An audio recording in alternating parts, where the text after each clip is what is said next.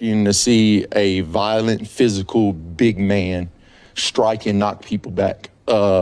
We know his playmaking ability, but I just keep reminding him, D tackles don't necessarily make plays that show up on the stat sheet. And you have to remind him of that because he was a dominant player at Ohio State, and he's used to racking up stats on the stat sheet, just understanding what we need from him. And that's to be who he is within our system and what we're asking him to do. But first and foremost, if you play on our defensive line, we expect you to knock people back violently, be able to sit down against double teams, hold in there thick and firm. And he showed that all camp. I'm very excited for that player and to see him out there in Lambeau.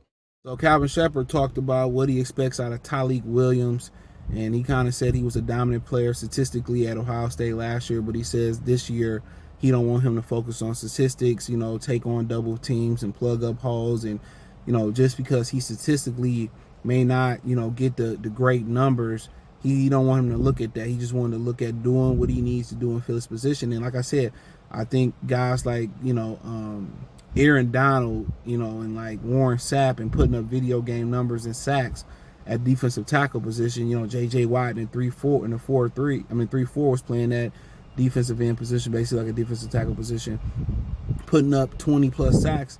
You know, now people starting to think like that's the norm, but I'm excited to see him play. Let me know what y'all think.